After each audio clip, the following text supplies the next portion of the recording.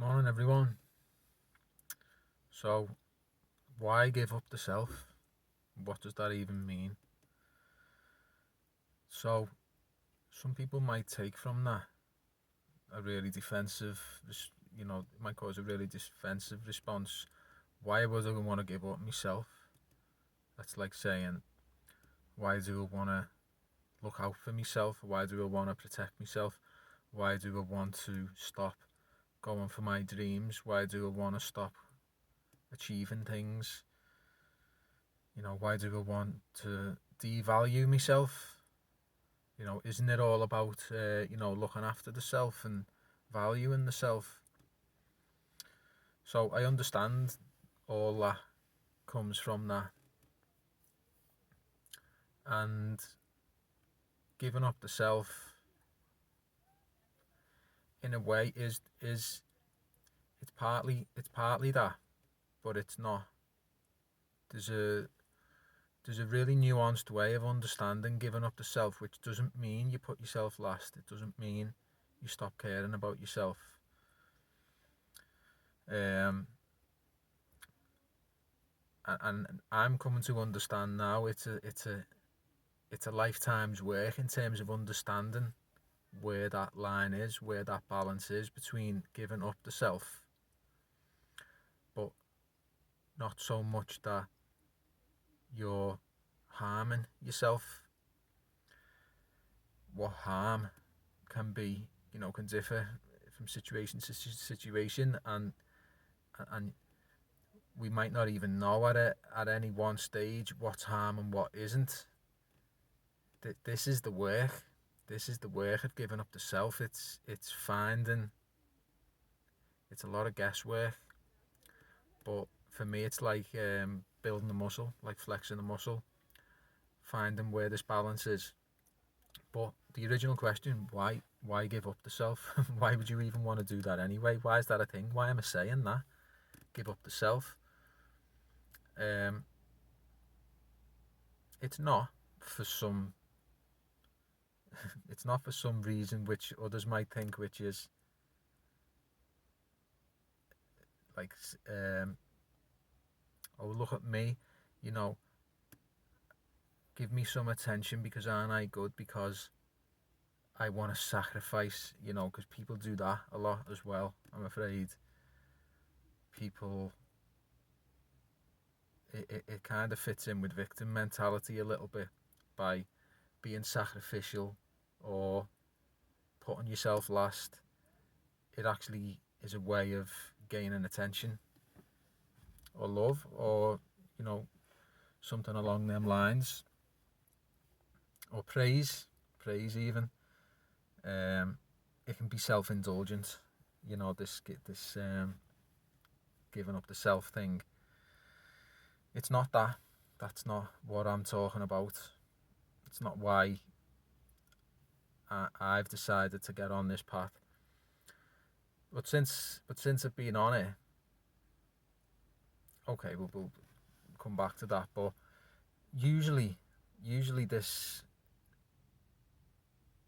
thing of giving up the self, it comes as a response to, for me, and what I've found out from hundreds, thousands, it must be millions by now, of other people.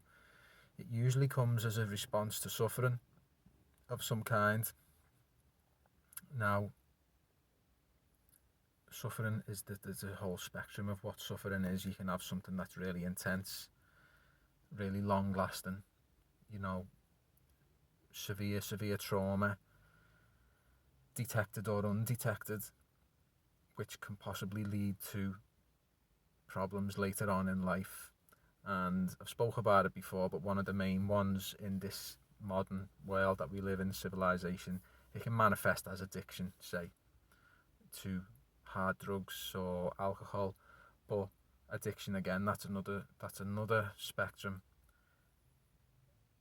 We can have an unhelpful addiction or attachment to many things. It's as Tommy Rosen and Gabor Mate will say, addiction is when you continue to do behaviour that you know is harmful to the self. You can't stop it.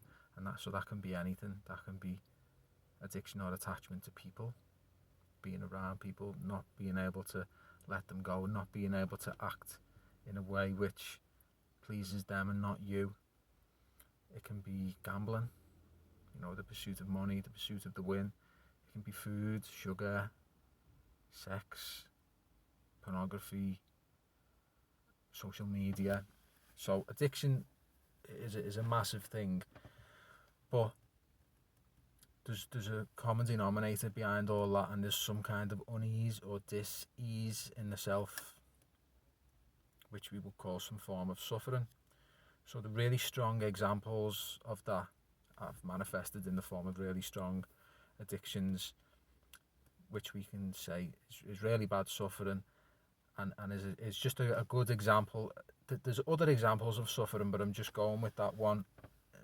But it's a good example of where people get to in terms of suffering, where a solution is needed.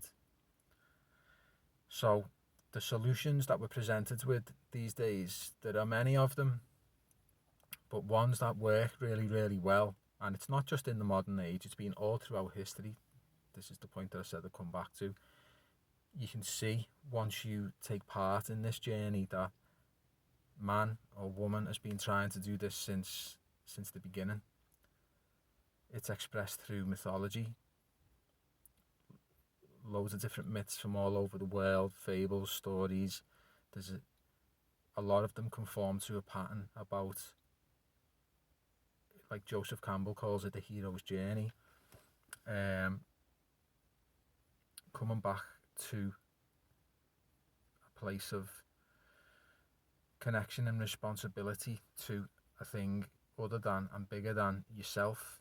So in order to do that, I have to give up the self in some way. So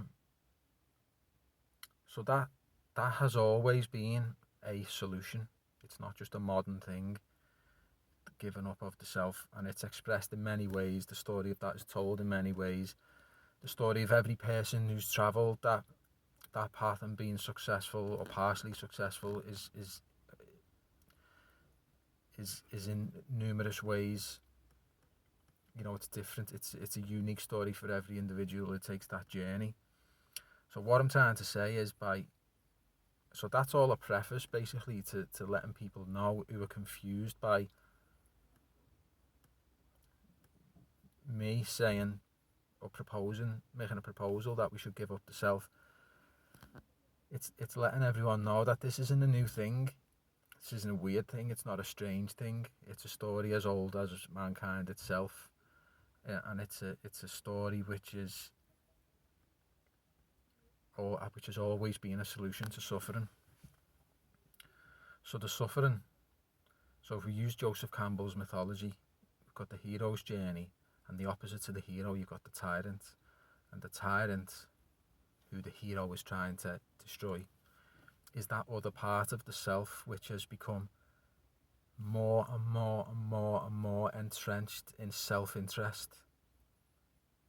So these days, that's a big thing in our society. Self-achieved independence. Philip Shepherd talks about this loads.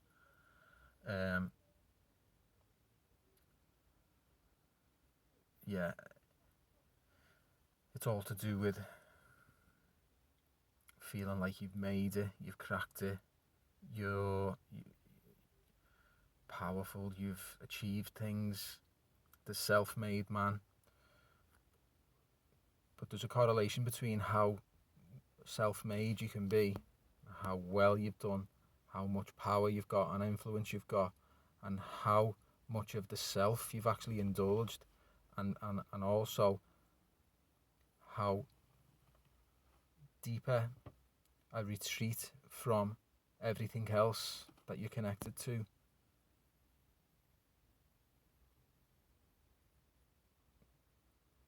Yeah, how deep.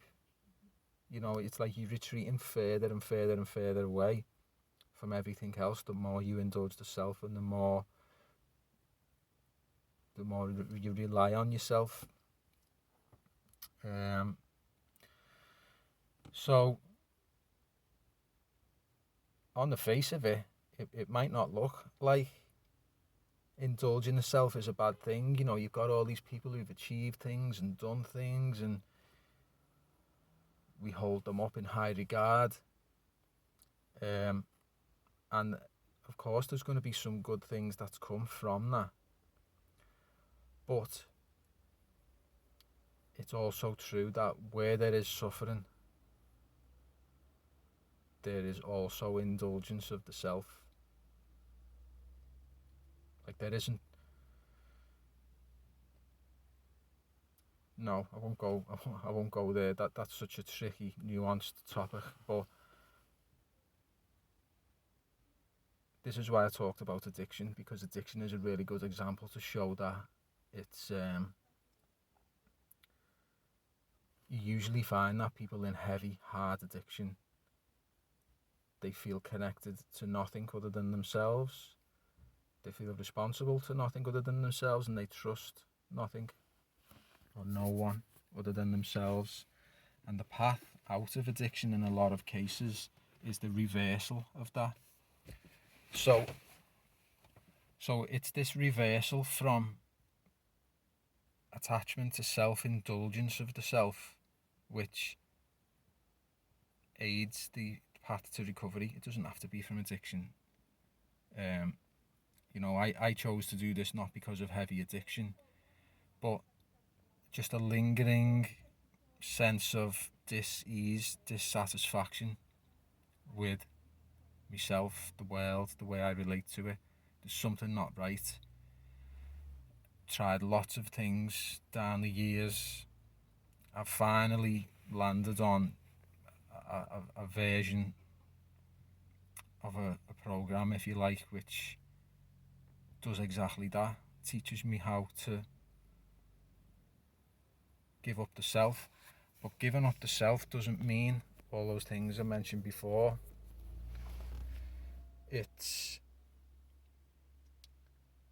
a way of shedding all of the things that prop up the illusion that I'm not connected to anything else, and that I'm alone and isolated. So yeah, I might on the face of it have done something which I see as good and got to a good place. You know, I might have achieved some kind of security in terms of a living space. I might have a good job. Talking hypothetically here, you know, I might have money, might have this and that, friends and know people. But it's always something to come back to. It's what was the motivation? Was the motivation to indulge the self? Was it to further this way of thinking, which is I only rely on myself, which through experience is what has led to suffering before. That's how you know. That's how you know that that's true. You know, it's not just making it up. It's not just saying, oh, you know, going after things just to please myself is a bad thing. It's not. You know, you can't prove that other than by experience. Okay, so where am I drawing this back to? So why do it? So ultimately, it's to